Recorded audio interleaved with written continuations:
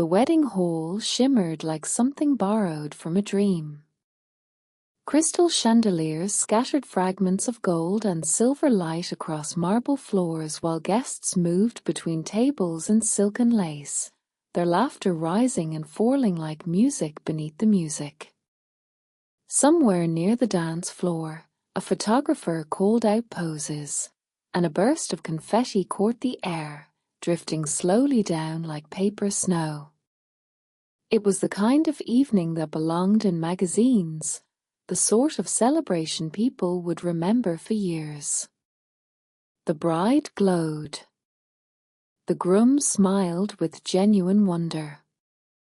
Every corner of the venue whispered of careful planning, expensive taste, and families who had waited a long time for this perfect night. And in one quiet corner, far from the champagne towers and the spinning dancers, a young woman sat alone at a table meant for 8. Her name was Myra. She had arrived 2 hours ago with a printed invitation tucked into her small clutch purse, a dress she had borrowed from her older sister, and the faint hope that tonight might feel less lonely than most nights.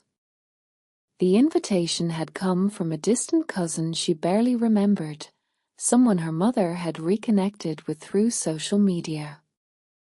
Myra had hesitated before accepting, but her mother had insisted. "It will be good for you," Ishi had said. "You spend too much time by yourself." Now, sitting among strangers who all seemed to know each other, Myra understood that loneliness was not something a crowded room could cure. She watched the couples dancing, the families laughing, the groups of friends taking photographs with their arms around each other's shoulders. No one looked in her direction. No one pulled out the empty chair beside her and said, "Mind if I join you?" She had tried, once, to approach a group near the dessert table, but their conversation had closed around itself like a door shutting gently in her face, and she had retreated to her corner without a word. Her phone sat face up on the table. No messages. No missed calls. Not even a notification from the apps she used to pass the time. Myra picked up her glass of mango juice and took a small sip, more to give her hands something to do than because she was thirsty. The ice had melted long ago, leaving the drink thin and lukewarm. She told herself she would stay another 30 minutes. That was polite. That was enough. Across the hall, someone was watching her. He stood near the entrance to the private lounge, a space reserved for the evening's most important guests. His posture was still, almost unnaturally so, like a statue that had learned to breathe. He wore a black suit cut with such precision that it seemed to absorb the light rather than reflect it, and his dark hair was swept back from a face that carried the kind of calm that comes only with time. Not years. Centuries. The guests who noticed him spoke in whispers. They called him Mr. Ashford, the enigmatic investor who had quietly funded half the venue's renovation and asked for nothing in return except a single table in the corner. They said he was old money, European maybe, a man who attended events like this the way others attended church, out of ritual rather than joy. None of them knew the truth. He was not a man. He had not been one for a very long time. His name, the true one spoken only in halls older than memory, was Sir Ellen. He was the vampire king, the last of an ancient line, ruler of a hidden court that had existed alongside humanity for longer than recorded history. He had attended this wedding because one of his distant descendants, a great-great-granddaughter many generations removed, was the bride. She did not know what flowed through her veins. She never would. That was the way of his kind, to watch from the edges, to protect without claiming, to love without possessing. He had planned to stay only an hour. To see her smile, to wish her silent joy, and to leave before anyone asked too many questions. But then he had noticed the girl sitting alone in the corner. Not her dress, which was simple and slightly too large for her narrow shoulders. Not her face, though it held a quiet thoughtfulness that reminded him of someone he had known centuries ago. No, what caught his attention was something far older than sight. Her scent. It was faint, almost hidden beneath perfume and the mingled aromas of food and flowers, but to his ancient senses it rang like a bell in silence. There was something in her blood, something that did not belong to this ordinary world. A lineage long thought extinguished. A gift she did not know she carried. And if he had noticed it, others would too. As if summoned by the thought, the doors at the far end of the hall opened, and 3 figures entered. They were dressed appropriately for the occasion, 2 men and 1 woman in elegant evening wear, their smiles pleasant and their movements graceful. To the human guests, they appeared to be late arrivals, perhaps friends of the groom or colleagues from out of town. No one noticed the way their eyes swept the room with hunting precision. No one felt the subtle drop in temperature that followed their presence.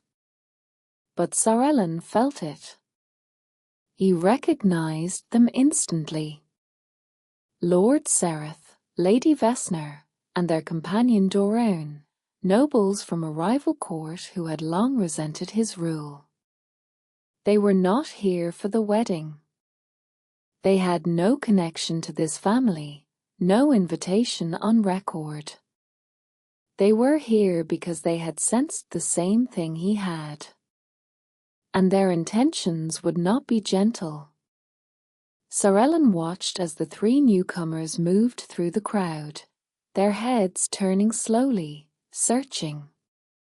It would not take them long.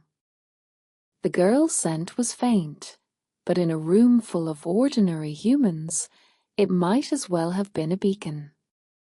He made his decision in the space of a single heartbeat. Without hurry, without drawing attention, he walked across the hall. Guests stepped aside as he passed, not out of fear but out of some instinct they could not name. The music continued. The laughter continued. The world kept spinning, unaware that something ancient and important was unfolding in its midst. Myra looked up when a shadow fell across her table. The man standing beside her was tall, his presence calm but undeniable. His eyes, dark and deep, held the kind of stillness she had only ever seen in old photographs, in the faces of people who had lived through things that could not be spoken aloud.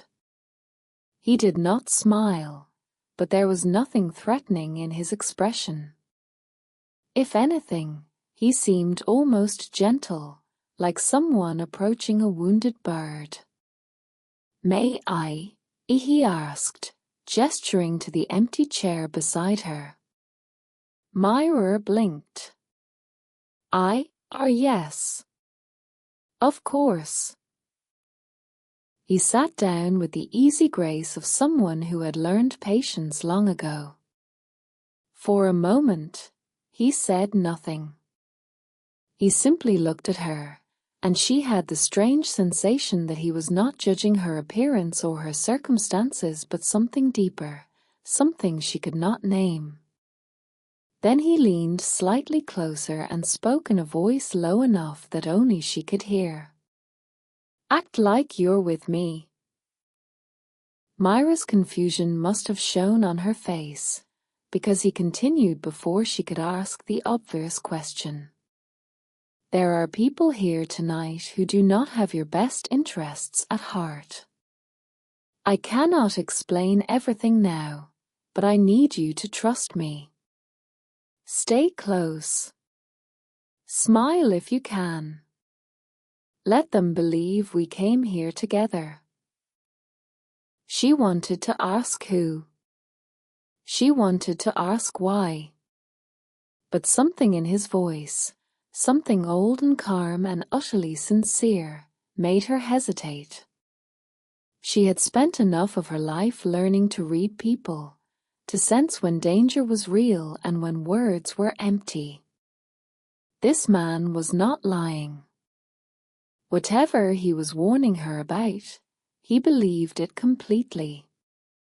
"Okay," she said quietly. "Okay." He inclined his head in acknowledgement, and something in his posture relaxed, just slightly, as though her agreement had eased a weight he had been carrying. "My name is Suellen," he said. "You may call me that." "Myra."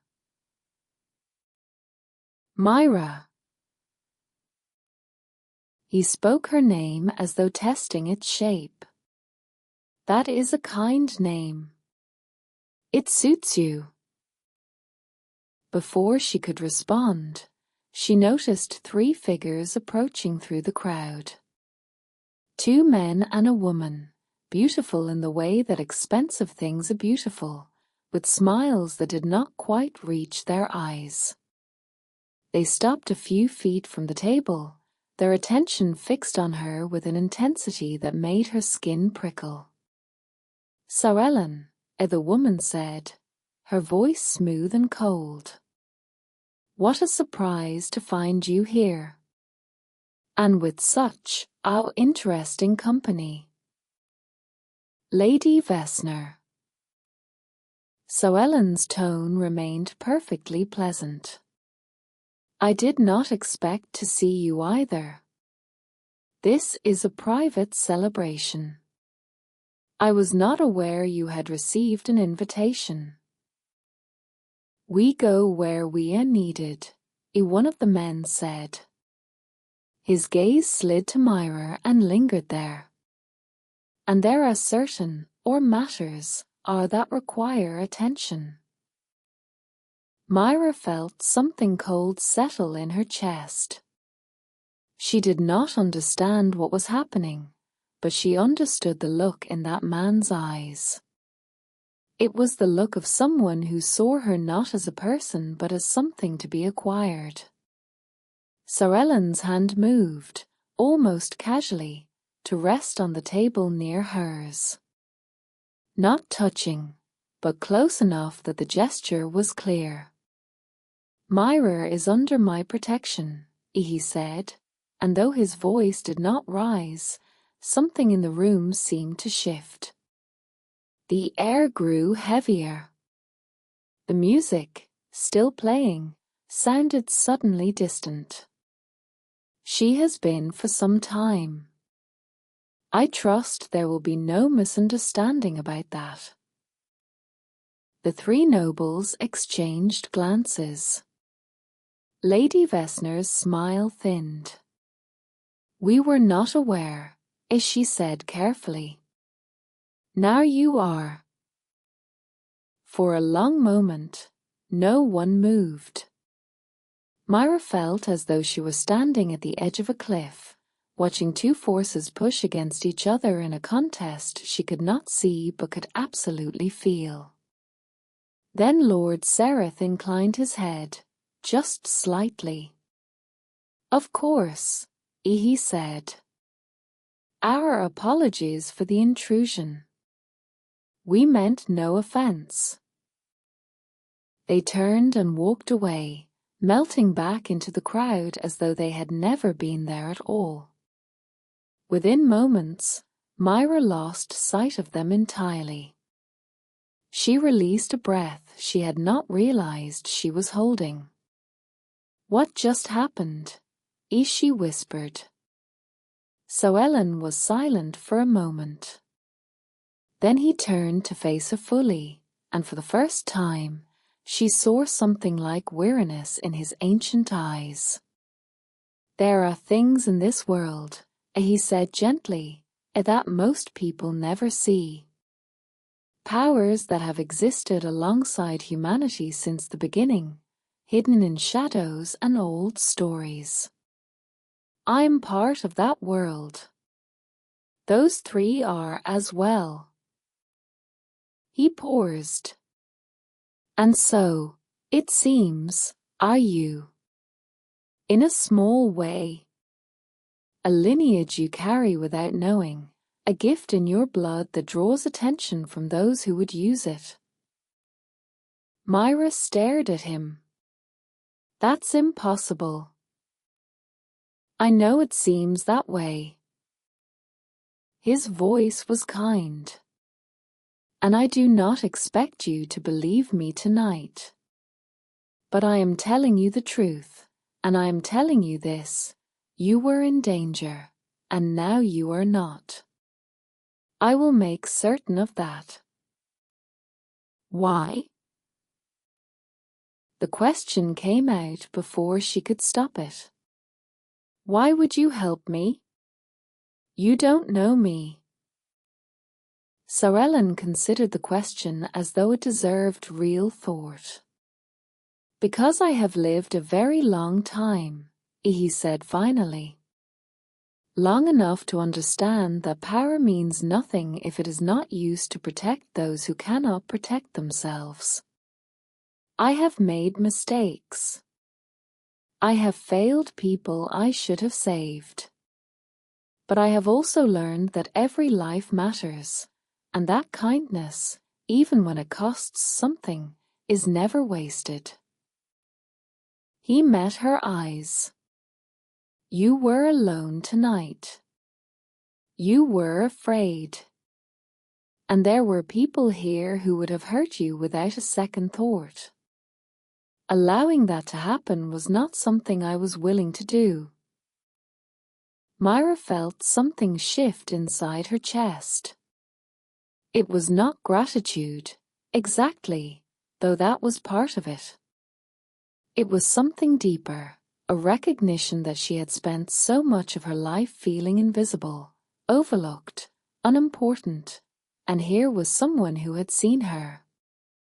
Not because of what she could offer him. Not because of her appearance or her status. Simply because she was a person who needed help, and he was someone who could provide it. "Thank you," as she said softly. He nodded once. "You are welcome." The evening continued around them.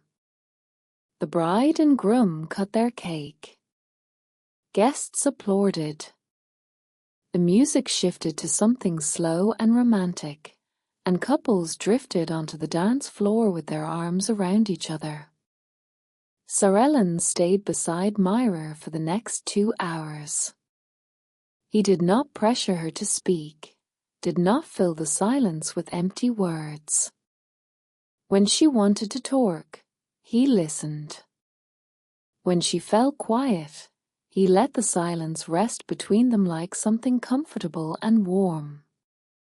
He told her small things about himself, carefully chosen truths that would not overwhelm her, that he had traveled widely, that he appreciated art and old books, that he believed the world, for all its darkness, held more goodness than most people realized. She told him about her mother, her sister, her small apartment filled with second-hand furniture and plants she kept forgetting to water. She told him about feeling out of place, about nights spent wondering if anyone would notice if she simply stopped showing up. She did not know why she was sharing these things with a stranger, except that he listened in a way that made her feel heard, and that was something she had not felt in a very long time. Near the end of the night, as guests began gathering their coats and saying their goodbyes, Sir Ellen reached into his jacket and withdrew a small card.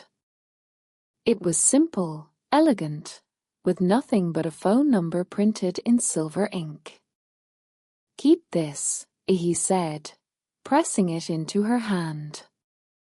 "If you ever feel unsafe, if you ever sense that something is wrong in a way you cannot explain, call that number.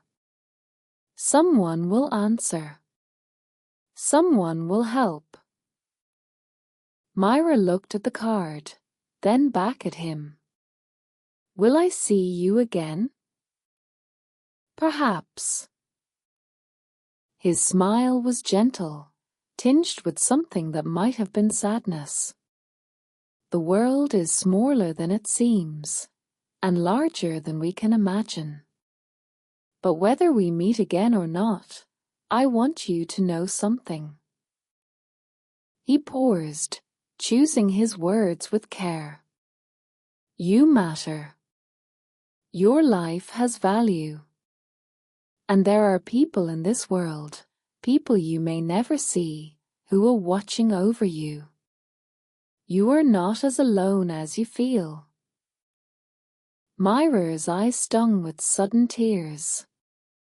She blinked them back, nodding because she did not trust her voice. Sir Ellen rose from his chair. He adjusted his cuffs, smoothed his jacket, and looked down at her one last time. "Go home safely," he said. "Sleep well. And remember that tonight, when you needed help, help came. It always will, for those who are worth protecting." His gaze softened. "And you are worth protecting, Myra. Never doubt that." He turned and walked away, moving through the thinning crowd with the same quiet grace he had shown all evening. Myra watched him go, watched as he reached the door and paused, just for a moment, to glance back at her. Then he was gone, disappearing into the night as though he had never been there at all. She sat alone at the empty table, the card warm in her hand, and for the first time in longer than she could remember, she did not feel lonely. Outside, the city hummed with its usual noise, car horns, distant music, the murmur of voices from sidewalks and open windows. But somewhere above it all, Sir Ellen stood on a rooftop overlooking the venue, his hands clasped behind his back, his eyes turned toward the stars. Protecting Myra would cost him. The other nobles would ask questions. They would demand explanations he was not prepared to give. There would be meetings, negotiations, subtle conflicts that stretched across months and years. He had placed himself between her and harm, and in doing so, he had accepted responsibility for whatever came next. He did not regret it. In the centuries he had lived, he had learned many things, but the most important was this, that true power was not measured in strength or influence or the fear one could inspire.